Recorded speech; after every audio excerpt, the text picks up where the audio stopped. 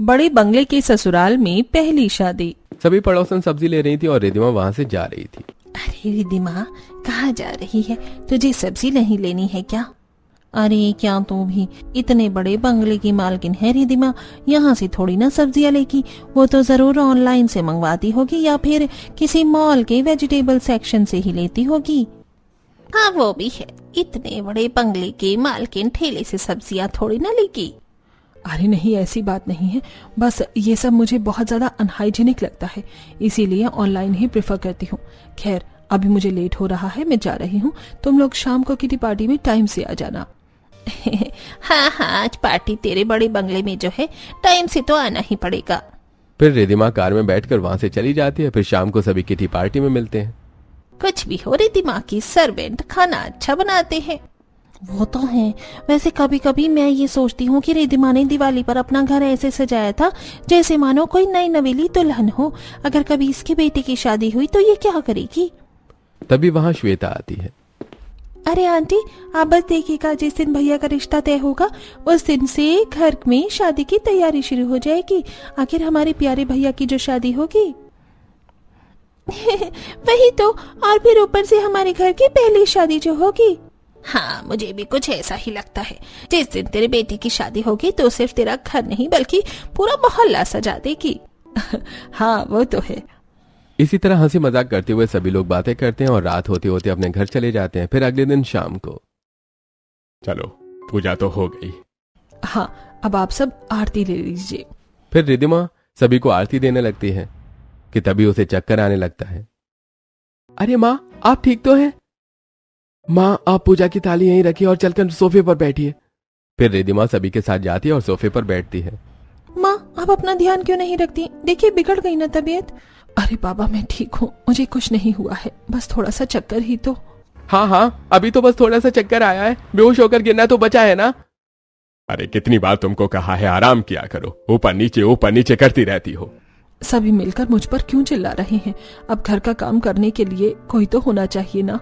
हाँ वो भी है, मतलब घर में बहू को लाना ही पड़ेगा। अब लगता है अंकित की शादी करवानी ही पड़ेगी। हाँ, लेकिन शादी के लिए लड़की भी तो होनी चाहिए। शादी के लिए तो लड़कियों की लाइन लगी पड़ी है, लेकिन माँ को तो कोई पसंद ही नहीं आता। इतने अमीर अमीर घराने से भैया के लिए रिश्ता आया है, लेकिन माँ को लड़की ही नहीं पसंद आती। हाँ तो अमीर घराना है, उससे हमें क्या, लड़की अच्छी होनी चाहिए। अपनी बेटी की शादी ऐसी वैसी लड़की से थोड़ी ना करवाऊंगी। पता नहीं वो लड़की कौन होगी जिसे माँ पसंद करेंगी। अब तो इसी बात का इंतजार है। हाँ हाँ, करो इंतजार अच्छे से, लेकिन मुझे जाने दो। इतना कहकर रिद्धिमा अपने कमरे में चली जाती है। फिर अगले दिन रिद्धिमा तैयार होकर मंदिर के लिए निकलने लगती है। अरे माँ, कहाँ जा रही हो आप? और कहाँ, मंदिर जा रही हूँ। अभी कल ही आपको चक्कर आया था माँ। मुझे कुछ नहीं होगा, मुझे जाने दो। इतना कहकर रिद्धिमा मंदिर के लिए निकल पड़ती है और रास्ते में आते वक्त उसे चक्कर आने लगते हैं कि तभी कृतिका उसे सहारा देती है और पार्क में बिठाती है। आप ठीक तो है ना? अचानक क्या हो गया आपको? कुछ नहीं, वो थोड़ा चक्कर आ गया था। वैसे थैंक यू मेरी मदद करने के लिए। अरे थैंक यू बोलने की कोई जरूरत नहीं है आंटी, आप तो मेरी माँ समान है, और फिर इंसान ही तो इंसान की मदद करता है। हाँ वो भी है। अच्छा आंटी, मुझे ना घर जाने में देर हो रही है, मम्मी मेरा इंतजार कर रही होंगी, इसीलिए मैं जा रही हूँ। आप अपना ख्याल रखिएगा और संभल कर घर जाइएगा। इतना कहकर कृतिका वहां से चली जाती है। सच में कितनी अच्छी लड़की थी, बिना किसी मतलब के निस्वार्थ भाव से मेरी मदद की इसने।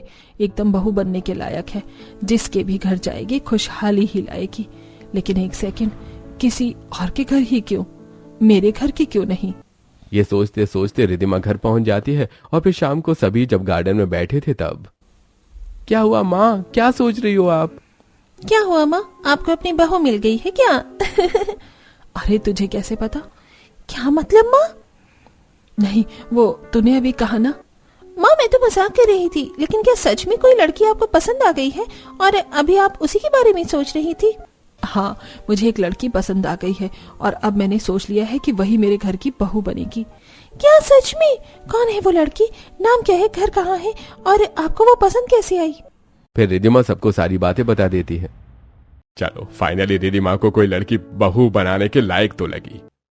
मतलब अब भैया की शादी हो गई है? हाँ हाँ, होगी, बस एक बार उस लड़की के माता पिता हाँ कर दें। वो लड़की कौन है, कैसी है, उसका बैकग्राउंड क्या है? बिना कुछ भी जाने आप भैया के लिए रिश्ता कैसे ले जाएंगी?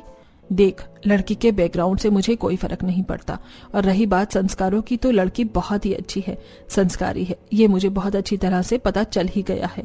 तो अब उसी से होगी अंकित की शादी।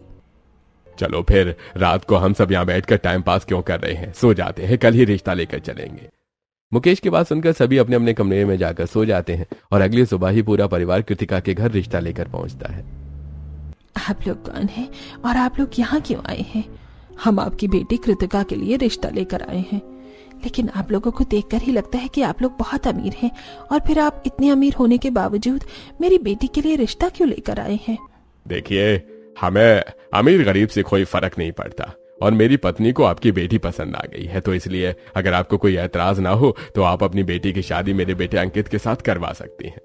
पापा, आप ये क्या कह रहे हैं? मुझे आपसे कुछ बात करनी है। श्वेता, अभी तुम चुप रहो, मैं तुमसे बाहर जाकर बात करूंगा। आप बताइए ना, क्या आप अपनी बेटी की शादी मेरे बेटे के साथ करवा सकती हैं? देखिए, हमें तो कोई ऐतराज नहीं है, अगर मेरी बेटी की शादी इतने अमीर घराने में होगी तो मैं तो खुश ही होंगी, लेकिन हमारे पास आपको देने के लिए दहेज भी नहीं है, और हम शादी में भी ज्यादा खर्चा नहीं कर सकते। देखिए, आपकी बेटी की शादी आपको जैसे करनी होगी वैसे आप कर सकती हैं, और रही बात दहेज की, तो हमें कोई दहेज नहीं चाहिए। ठीक है, तो फिर ये तो मेरे लिए सौभाग्य की बात हुई, मुझे ये रिश्ता मंजूर है। मतलब अब भैया की शादी होगी? हाँ, वैसे चलिए अब हम घर चलते हैं, शादी की तारीख निकलवा कर आपको बता देंगे। इतना कहकर रिधिमा सबके साथ कार में बैठकर घर आ जाती है। ये अब भैया की शादी होगी, हमारे घर में पहली शादी होगी, देखिएगा, इस बड़े से बंगले को एक नई नवेली दुल्हन की तरह सजा देंगे। हाँ, और भैया की बारात में ढेर सारे पटाखे फोड़ेंगे। हाँ ठीक है, पहले शादी की तारीख तो निकलवा लेने दो। हाँ ठीक है। वैसे श्वेता, तू कुछ बोल क्यों नहीं रही? हाँ, तुझे तो कोई एक्साइटमेंट ही नहीं है क्या भैया की शादी का? नहीं, बिल्कुल नहीं, मुझे भैया की शादी का कोई एक्साइटमेंट नहीं है। लेकिन क्यों, क्या हुआ? पापा ने, माँ ने मेरी एक बार भी नहीं सुनी, और भैया का रिश्ता उस गरीब लड़की के साथ तय कर दिया। उसका जितना बड़ा घर है उससे भी ज्यादा बड़ा तो हमारा एक कमरा होता है। पता नहीं माँ ने कैसे उस लड़की को पसंद कर लिया। इतने अमीर अमीर घरानों से भैया के लिए रिश्ते आते थे, लेकिन नहीं, भैया की शादी तो माँ ने उस झोपड़पट्टी की लड़की से तय कर दी। बस एक शब्द और नहीं, चुप हो जा तू। क्या फर्क पड़ता है कि लड़की अमीर है या गरीब? हमें कौन सा उसके घर में रहना है, उसे अपने घर लाना है। इसमें अमीर गरीब होने या ना होने का क्या मतलब है? हाँ, और वैसे भी लड़की संस्कारी, सुशील, समझदार है, इससे ज्यादा क्या चाहिए? माँ सुशील संस्कारी है तो क्या, इतनी गरीब भी तो है, और फिर ऐसे गरीब घराने में शादी भैया की क्यों? अरे श्वेता, जब भैया को कोई दिक्कत नहीं है तो तुझे क्या दिक्कत है? मुझे बहुत दिक्कत है, और मुझे इस शादी से कोई दिलचस्पी नहीं है। अगर आप लोगों ने मेरी बात नहीं सुनी तो मत सुनिए, लेकिन मैं भी शादी की कोई तैयारी नहीं करूंगी। इतना कहकर वो वहां से चली जाती है। अरे श्वेता, रुक जा। श्वेता, अंकित रहने दे, थोड़ी देर में उसे खुद ही अकल आ जाएगी, तू चिंता मत कर। हाँ अंकित, अच्छा, वैसे मैं पंडित जी को फोन कर लेती हूँ। इतना कहकर रिधिमा वहां से चली जाती है और फिर सभी लोग अपने अपने कामों में लग जाते हैं। फिर धीरे धीरे शादी की तारीख नजदीक आने लगती है और जोर शोर से तैयारियां चलने लगती हैं। अरे ये क्या भैया, आपने यहाँ पर ये वाले फूल क्यों लगा दिए? हाँ, मैंने जो असली फूल मंगवाए थे वो लगाने थे, ये नकली फूल नहीं लगाने। अरे लेकिन शादी पार्टियों में तो नकली फूल ही लगते हैं, और कौन सा यहाँ कोई पूजा होने वाली है, ये तो बस सजावट के लिए है ना। हाँ, मैं जानता हूँ ये सजावट के लिए है, लेकिन मेरे भैया की शादी है, इस घर की पहली शादी है, तो नकली असली में कंजूसी कैसी? सब चीजें असली होनी चाहिए। अच्छा ठीक है, मैं दूसरी बालकनी में असली फूल लगा दूंगा, इन्हें रहने देता हूँ। नहीं, बिल्कुल नहीं, आप इन्हें यहाँ से निकालिए और असली फूल लगाइए। मैं तब तक और भी फूलों का ऑर्डर दे देता हूँ। वहीं दूसरी तरफ, ये क्या है? इस झूमर को यहाँ किसने लगाया? क्यों मैम, क्या हुआ? वो इसे मैंने लगाया है। अच्छा, तो आपने लगाया है? किससे पूछकर आपने इसे यहाँ लगाया है?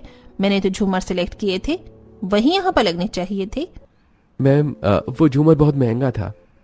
हाँ, तो महंगा है तो महंगा ही सही, आप जाइए उसे लेकर आइए और वही लगाइए। वहीं दूसरी तरफ, अरे ये क्या, पौधे मुरझा गए हैं, आपने इन्हें अभी तक नहीं हटाया? हाँ ठीक है, मैं इन्हें अभी हटा देता हूँ। हाँ, और इनकी जगह एकदम ताजे अच्छे पौधे लगा देना, और इस तरह के जितने भी पौधे हैं सारे के सारे निकलवा दो, और उन पौधों की जगह नए पौधे लगाना। ठीक है, लेकिन इतना सब कुछ क्यों?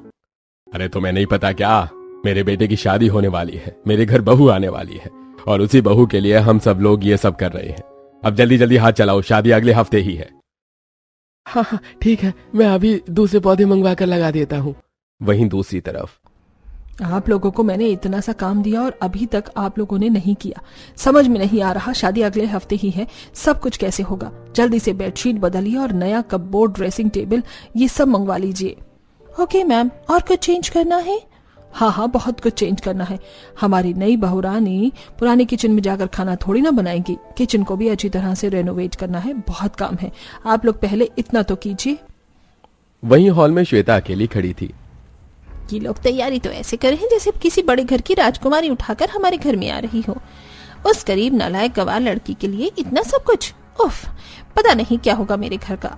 इसी तरह पूरे घर में जगह जगह तैयारियां चल रही थी और श्वेता मन ही मन बहुत चिड़ी हुई थी। वहीं घर के बाहर इसके बेटे की शादी अगले हफ्ते है, लेकिन देखो अभी से ही घर कैसे चमक रहा है।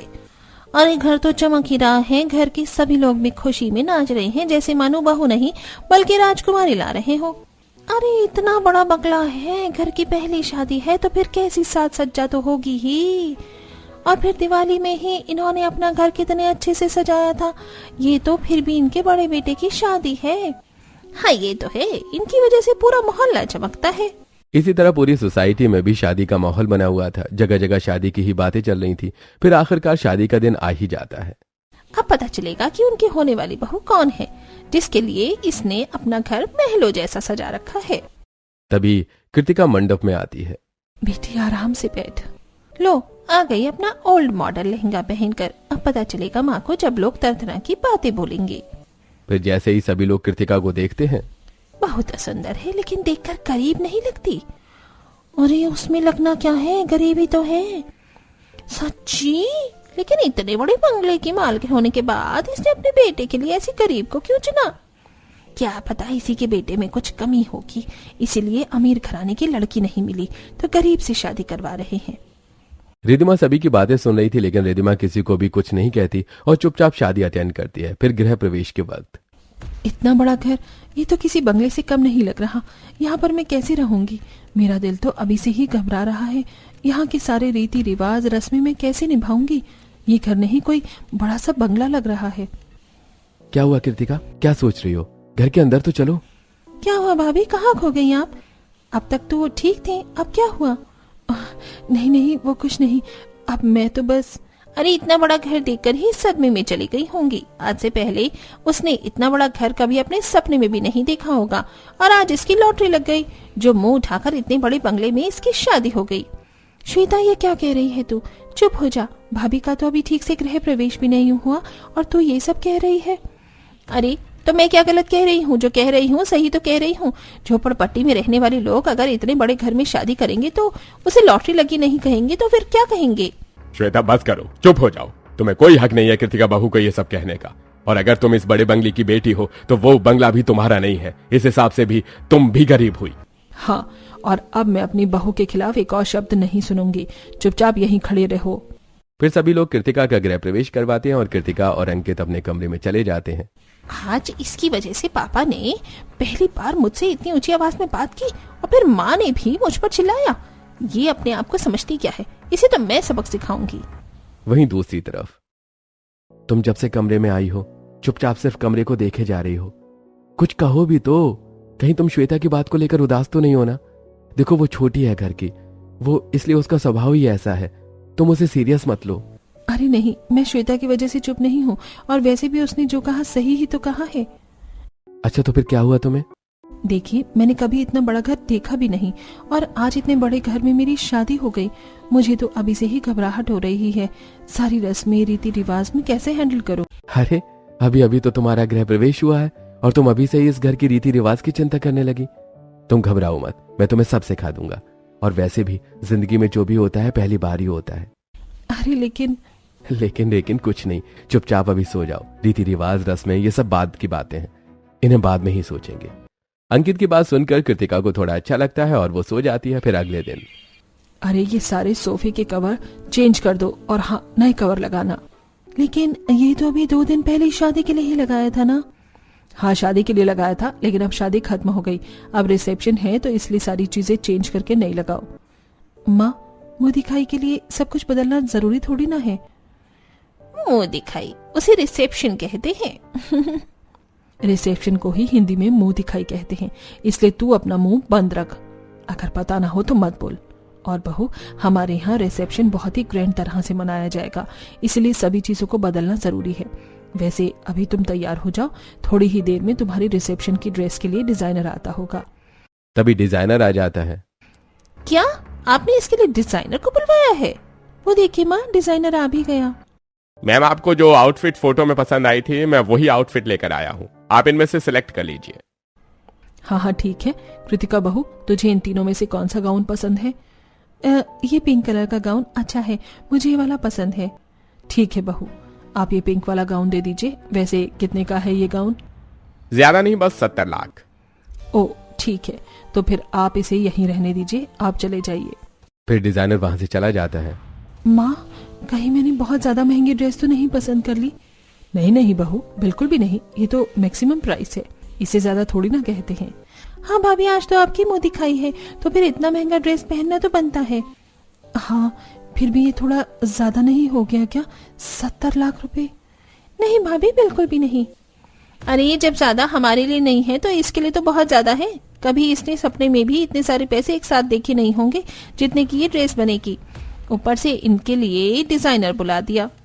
अपने घर में तो ये फुटपाथ से ही कपड़े लिया करती थी, यहाँ पर भी वहीं से ले लेती। श्वेता, तुम्हें मैं कितनी बार समझाऊं, बहू से ऐसा मत बोला करो, लेकिन नहीं, तुम्हें समझ में ही नहीं आता। चुपचाप अपने काम से काम रखो। हाँ हाँ, अब तो आप मुझे डांट लीजिए। ठीक है, मुझे किसी से बात ही नहीं करनी है। मिल गया भाभी आपको सुकून। इतना कहकर श्वेता वहां से चली जाती है। बहू, तू श्वेता की बात पर ध्यान मत दिया कर, वो दिल की बुरी नहीं है, बस जो उसके मुंह पर आता है उसे बोल देती है। जी माँ जी, ठीक है। मैं वैसे भी श्वेता की बातों को बुरा नहीं मानती और ना ही उसे अपने दिल पर लगाती हूँ। अच्छा भाभी, आप अपने कमरे में जाकर आराम कर लीजिए, शाम को आपकी मुंह दिखाई है, आपको थकान हो जाएगी। हाँ बहू, तू जाकर आराम कर।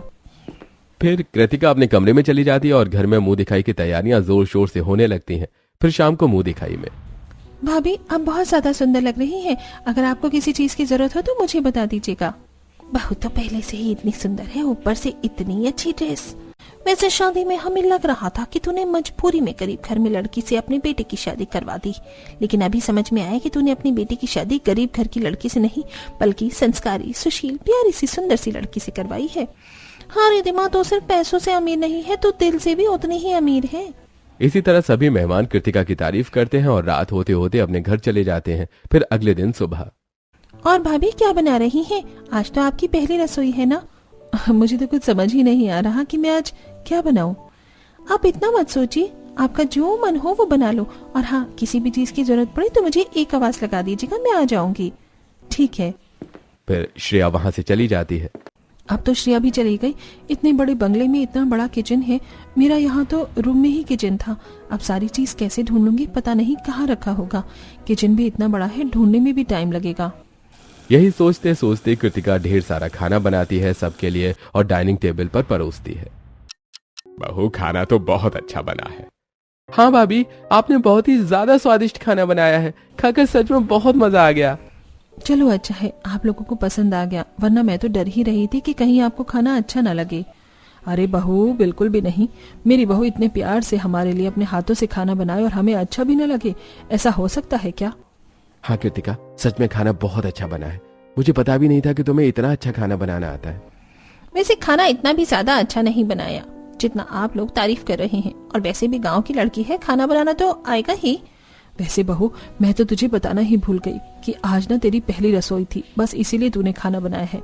आइंदा मत बनाना, क्योंकि हमारे घर में सर्वेंट है और वही खाना बनाते हैं, तो तुझे इतनी मेहनत करने की कोई जरूरत नहीं है। क्या सर्वेंट? हाँ भाभी, सर्वेंट वही हमारे लिए खाना बनाते हैं, वो तो आज उनकी छुट्टी थी। अच्छा, मेरा खाना हो गया, मैं तो ऑफिस जा रहा हूँ। इसी तरह धीरे धीरे सभी लोग अपने काम पर चले जाते हैं।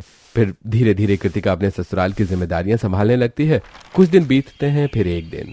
वैसे ये छत कितनी बड़ी है, मेरे घर में तो छोटा सा छप्पर था, घर भी तो इतना बड़ा है, एकदम बंगले की तरह। मैं कितनी लकी हूँ ना यार, मेरी शादी हो गई, मैं तो कभी सपने में भी नहीं सोचती थी। तभी वहां रिधिमा आती है।